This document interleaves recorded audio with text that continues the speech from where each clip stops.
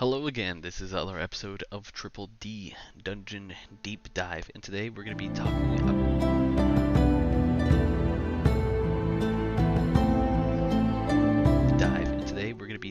about the feats that have came out with the drop system.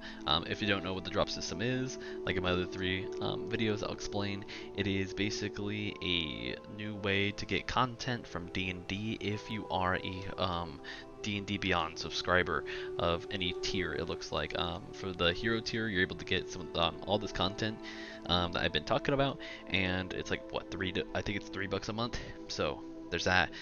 So it's behind a paywall, but I'm here just to talk about them so you know what you're paying for, or like what you would if you want to pay for something like this to get more information. Some of the feats seem to be pretty strong here, but I'm gonna just go down the list how I have them, and I'll let you be the judge of that, right?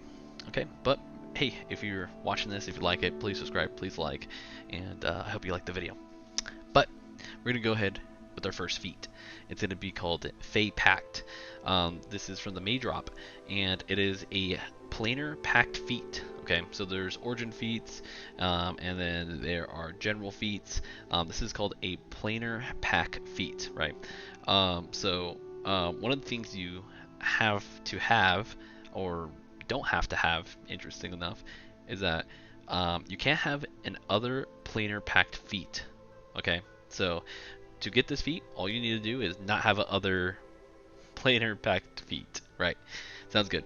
So you get the following benefits. So let's just say this bard has the benefits of the Fey Pact, right? Your bard, you decide you want the Fey Pact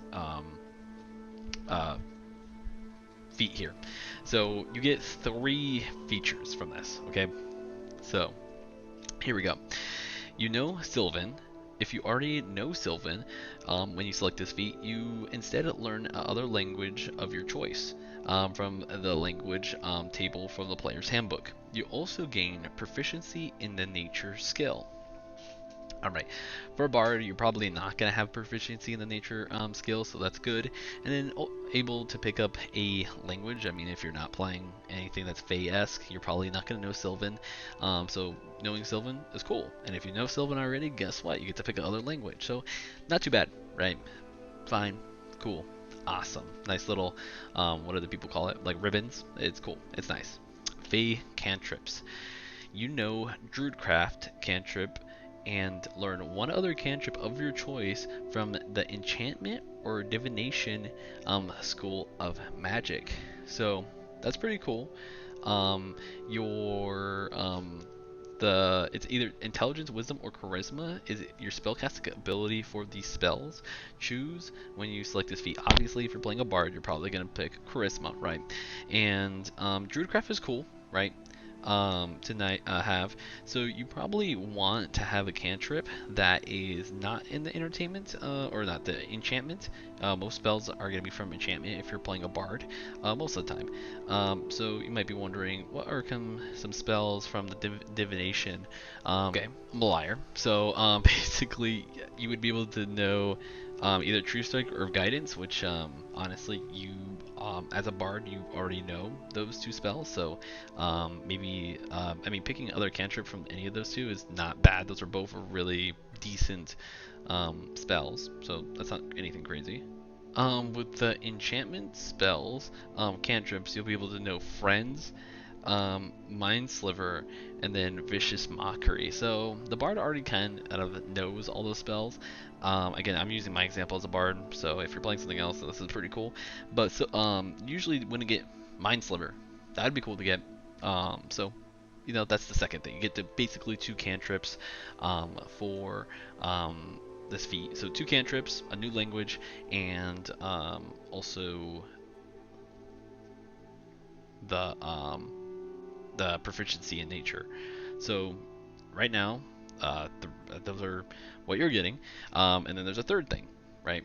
With the Fey Pack. Honed words. When you roll a 5 or lower on a d20 for a charisma, deception, or persuasion check, you can take the reaction to re-roll the check, and you must use the new roll. Once you take this reaction, you can't benefit again until you take a long rest. Right? So I think honestly I like this for a bard. I think anything charisma based is going to do really good with this. I think I love this with Warlock. I think Warlock could be a lot of fun, just story-wise, if you're doing like a Patreon, a Fae Patreon. I think this is good. I like this a lot. I like. It feels very Fae-esque. Being able to re-roll a d20 test on a 5 or lower again is pretty good. I mean, the chances of that happening are, I mean, a good 25% chance of happening. Like if I roll right now. Okay, I thought I was gonna get in that one. I'm gonna be honest, but I didn't. I would rate this a probably. It's not too strong, right? So I'd probably, but I'm not rating it on strong. I'm just rating on how I like it. So I'm gonna say this is an 8. I like it. I think it's cool. I think the flavor's nice. Is it really useful? No, but I will say, so some of these feats, you need to get the first feat to get the second feat that's a little bit stronger. So in this example, we're gonna go off to the second feat of our list, and this is called Fae Sentinel. This is from the May Drop. It is considered a general feat, okay? But you need to be level 4, and you also need the Fae Pact feat that we just said before. You gain the following benefits from this feat. So let's just say you're playing the Bard still, right? You have the Fae feat and you're level 4, and you somehow get, or not somehow, but you get the Fae Sentinel feat here, right? These are the following benefits, and I'm gonna be honest, there's 4 benefits here. It's wordy, so stick along with me. So your ability score increases your intelligence, wisdom, or charisma score by 1 to the maximum of 20. All right, so that's pretty good. Get other wisdom there, why not? Or sorry, other charisma there. Fading target. When an enemy misses you with an attack, you can take your reaction to gain the invisible condition until the start of your next turn, or until immediately after you make an attack roll, deal damage, or cast a spell. Once you use this benefit, you can't do it again until a long rest, right? So, being able to, I don't know, let's just say Finder runs up to you, attacks you, obviously, or when an enemy misses the attack on you. So, he misses the attack, you become invisible, and until the start of your next turn. You become invisible until the start of your next turn. So you can become invisible on the spot here, right? And that could, I mean, gives disadvantage on attacks and some other stuff. I think that's good. I like that. Fading target is cool. I like that. Also, when you're invisible, right? And let's just say there's a group of enemies, and then the first enemy misses you, you're invisible to all the other enemies, right? So I think that's pretty cool. I like that. I like that a lot. You get to use it one time, and you can't do so until you take a long rest. So I like that. Phase shift. When you take the dash action, you forego taking the extra movement to teleport to an unoccupied space you see within a distance equal to half your speed. So let's just say I have 30 feet, right? And it's my turn. I can move my 30 feet, right? And use the dash action. But, right, I can use phase shift to instead move 30 feet. Technically, I use that action already, so I can teleport 15 feet, right, as my dash action, and then move the rest of my 30 feet. I'm trying to mark this, but there you go, rest of my 30 feet. I think this is awesome. And this is a thing that you can use every single time on your turn. Every single time on your turn. Pretty much when you take the dash action, you forego using the extra movement to teleport to unoccupied space you see within range, within a distance equal to half your speed. So yeah, you get to use this every time. Again, I think for a bard, that's good. I'll be honest, get yourself out of sticky situations. I think it's going to be amazing. You get to use that every single turn, right? Nature's Roots. You always have Entangled spell prepared. You cast it once without using a spell slot and regain this ability to cast it this way after you finish a long rest. You can also cast it using any spell slots you have. This the spellcasting ability is the ability increase by this feat. You regain when you reach level 5, you always have Plant Growth spell prepared and can cast it in the same way. So, the spellcasting ability is the ability increased by this feat. That's interesting. So, basically, you get two spells, right? You get two spells.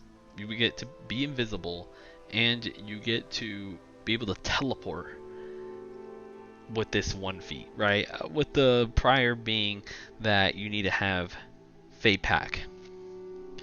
I feel like this is crazy. For a level 4, or being 4 plus, Plant Growth is fine. Entanglement is also a fine spell. I think just for a feat, it's pretty strong. Um, you know, I guess stacking it, I mean, maybe that's the whole balancing, is that you have to follow this order of stuff in order to get it to this strong. So you can't just skip to it, but like still, it's a pretty hefty spell. Or sorry, feat there. I'm gonna rate this pretty high. I think it's good. It sticks with I think the flavor being mistress, like mystery fae-esque thing, being like tricksy and stuff. I think it could be, most of the stuff is beneficial and helpful in some type of way. Having any kind of util with those two spells, being able to teleport every turn, is pretty crazy. The ability score increase, I'm gonna get this like a 8 or a 9. I think it's awesome. I think it's super good and can fit with a lot of character builds. Story wise, I think it might like hinder some people. Some people might just take it just because it's that good. But I like it. I think it's good. So we have another planar packed feat. It is an infernal pack. So kind of the whatever you want to say, coin flip or whatever, or other side of the coin here is the infernal pack, which is, I think, I like it. I like the pack feats. I'm gonna be honest. I like it for roleplay. It feels like you're actually making a pack, and then that pack is giving you something. So the requirement is that you cannot have other planar pack feat. So you can't have the Fey packed feat and then the Infernal pack feat. That can't happen, right? So you gain the following benefits from this, right? You gain resistance to fire and poison damage. Poison damage I feel like doesn't come up a lot. Fire I feel like more, but still awesome to have those two damage resistances. I think that's awesome. Infernal sight, you get to see normally in dim light and in darkness. Both magical and non-magical within 60 feet of yourself. This is cool. So basically, if someone casts darkness, you can see through it because it says both magical and non-magical. I'm assuming that's what that meant. Dim light and darkness, you just see as normal in 60 feet radius of you. The only thing is, like, a lot of races and a lot of subclasses give you a lot of dark vision. I would like to see this also increase, because like if some subclasses make it so they say, oh, if you already have dark vision, then it gives you, this is added onto it. So like I think like a dwarf has like 120 or like 60, it would add another 60. But I can see why, because it's not saying that it gives you dark vision. It says you can see in dim light and darkness, both magical or non-magical, within 60 feet of you. So I see this as it's infernal sight. It's a whole different sight, kinda, right? So I like that. Silver Tongue, you gain proficiency in the deception skill. I think as a fighter, this is really good. I think anyone that wants to roleplay it, I think can make this work in any kind of fashion. But I think a fighter having deception could be fun. Being able to see, have that util of seeing things within 60 feet is good. And then resistance to fire and poison. When you're fighting monsters, that's probably something they're gonna throw at you, right? In some capacity, it's gonna come up in a campaign, and probably come up in every couple of sessions, like every 5-6 sessions, maybe. I think this is awesome. So I'm gonna say the fighter has this just for funs. I give it I think it's a little bit better than the Fey pact. The Infernal pact one is a little bit better. So I'm gonna rate the Fey pact like an 8. 8 doubloons out of 10. There is so this feat that I'm about to mention is from the May drop. It's a general feat, but it does require you to be level 4 or higher, and then have the Infernal Pact feat from what I just said before, right?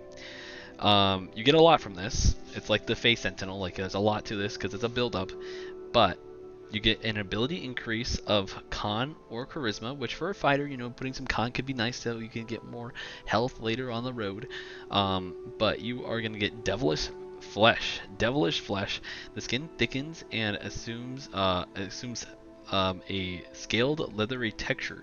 While you aren't wearing any armor or wielding a shield, your base AC is 10 plus your dexterity plus your dexterity modifier, or the ability increases of by this feat. I think this is kind of crazy. Not like insanely crazy. Like this would be really good because I mean the max plus the modifier of the ability increased by this feat. So for maybe not a fighter, but like, you know, a ranger could be have this and be very beneficial. A rogue would be crazy. A rogue would be really good to have this as a rogue. I didn't think about that. I think that is already really good. The second, Infernal Protection. You always have Armor of Agathis spell prepared. You can cast this once without a spell slot and regain the ability to cast this way when you finish a long rest. When you cast it without a spell slot using this feature, you can cast the spell as if it was second leveled version. It deals fire damage instead of the cold damage, and also you can also cast a spell using any spell slot you have appropriate leveling. Charisma is a spell casting for this ability. So Armor of Agathis, I believe, is the temporary health, and then if something hits you, you take that damage. But instead, this is gonna work like Fire Shield, where when you take the damage, or sorry, a target takes the or it hits you while you have the overhealth on, it's going to do fire damage, which is really cool. I like it. Again, a fighter or rogue could benefit from that. The charisma being is not that too good. Again, these are two classes that I'm mentioning that don't have spell slots, so that's not too good unless you're playing like a Eldritch Knight or a Trickster Rogue. Then this doesn't really help too much. But having Armor of Agathis at second level is really freaking good. Very good. The third benefit is Vengeful Surge. Whenever a creature you see within 60 feet of yourself forces you to make a saving throw and you succeed, you can take a reaction to deal that 1d10 of fire damage to that creature. And there is no limit to that. There's no limit to that. There's no limit to that.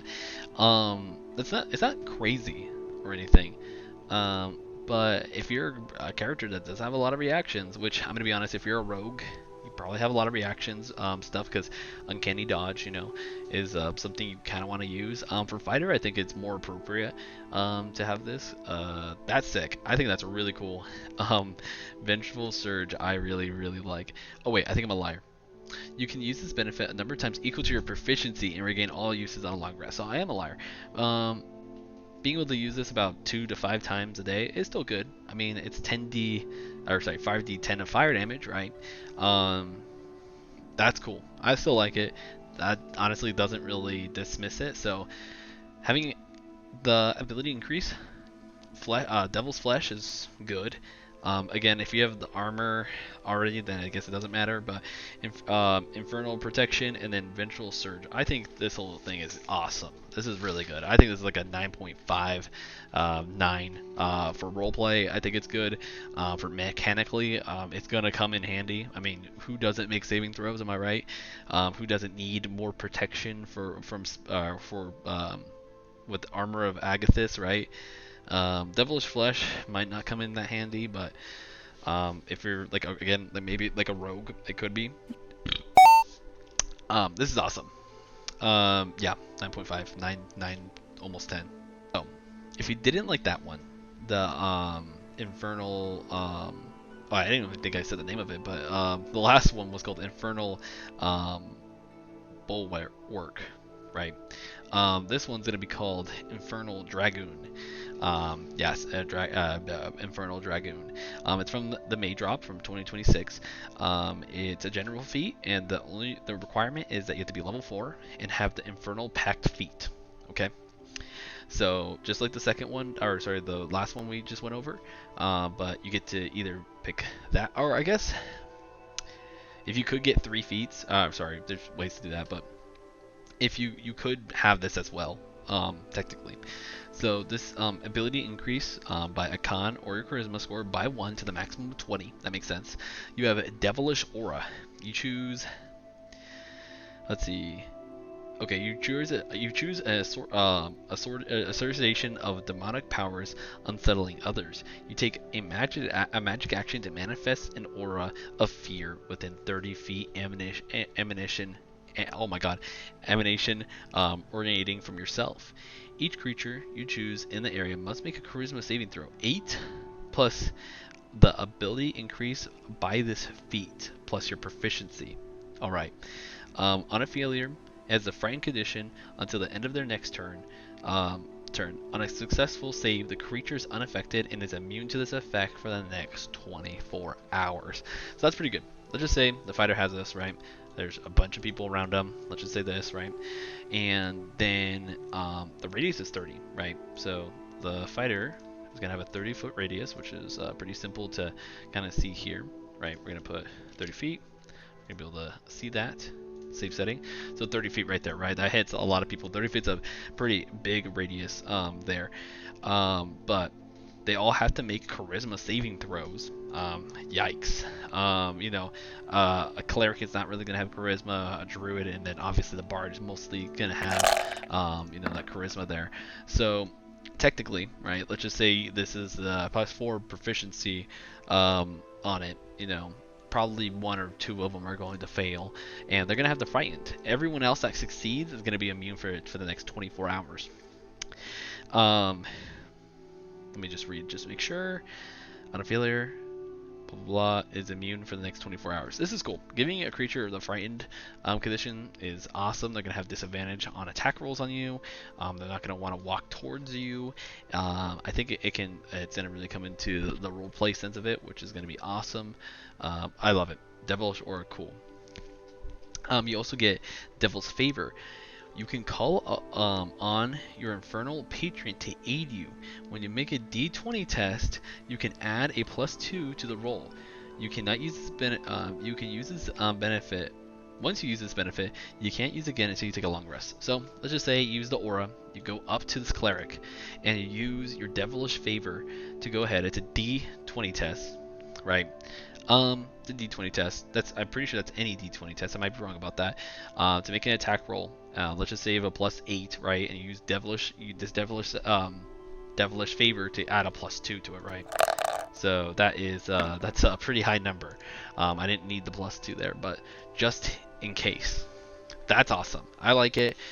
Being able to add a +2 is really cool. And it's just 1, but it can be any test. I'm assuming.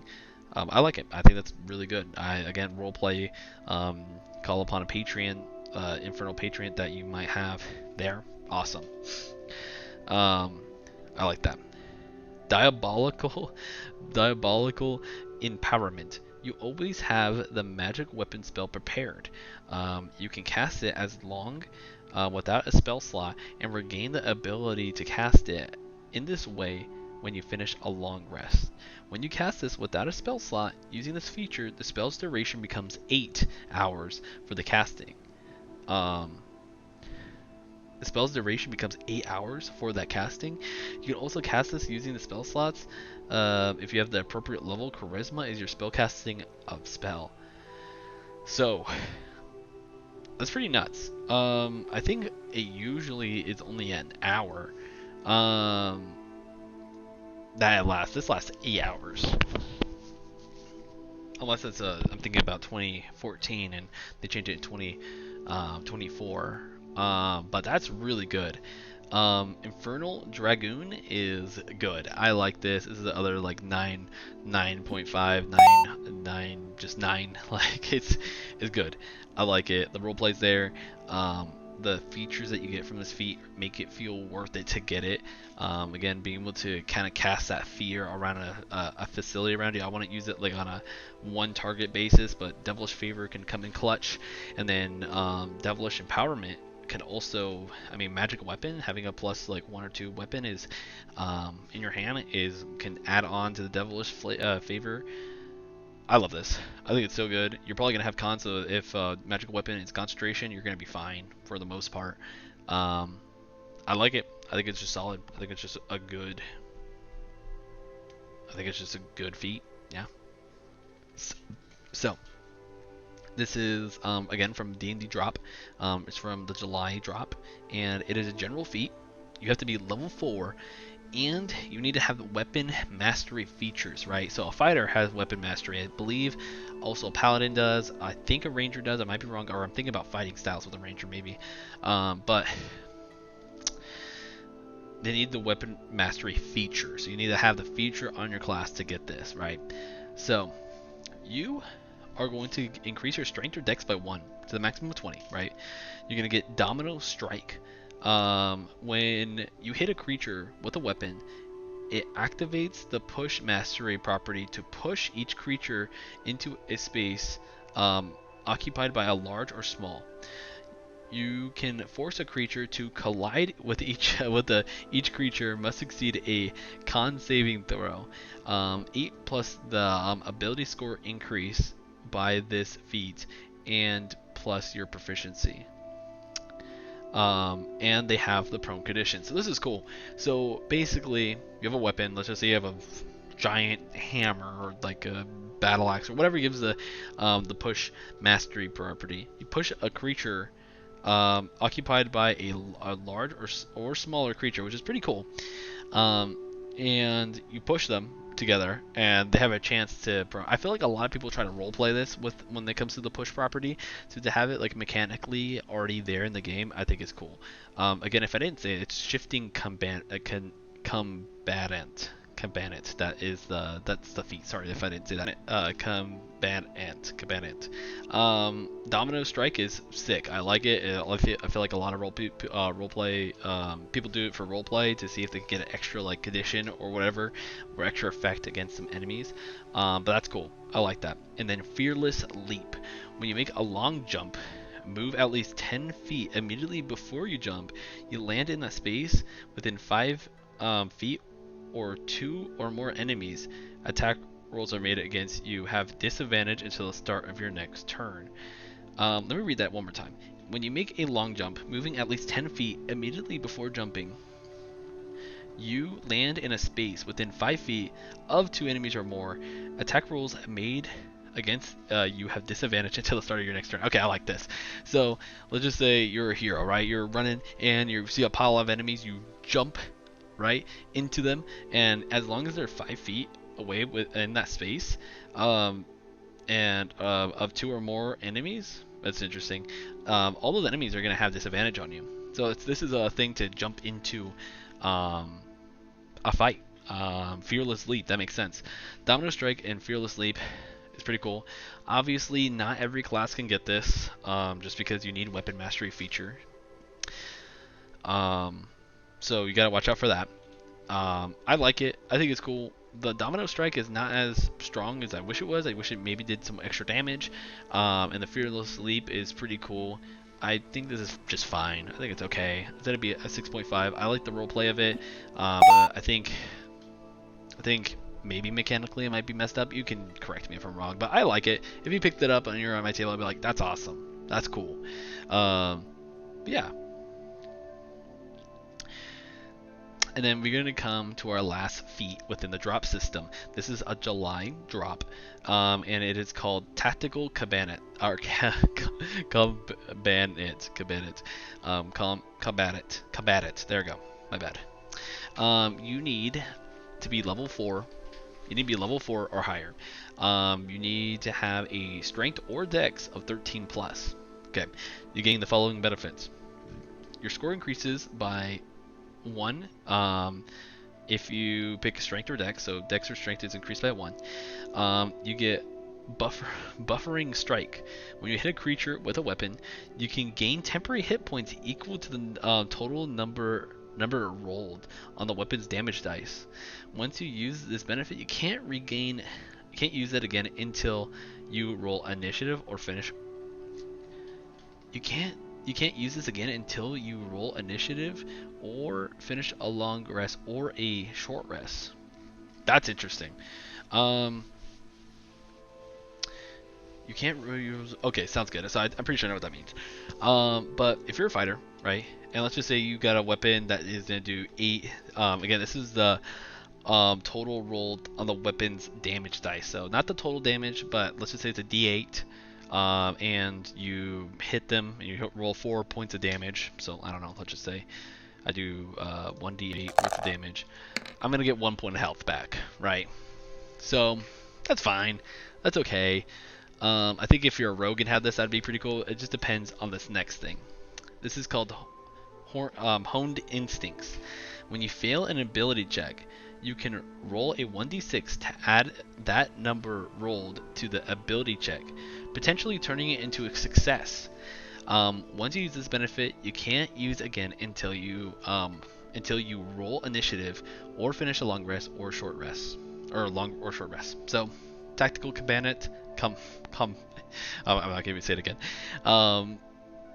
This I think is not too good. I think depending on your weapon, the dice rolls. Yeah, I don't think it's too good. Being able to get that tiny bit of temporary health points, or temporary hit points is fine, but it's not the best thing in the world.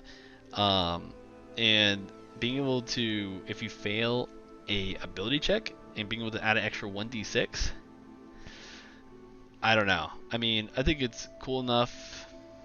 Honestly, I think that I don't think this is too good. I like the shifting better than the tactical.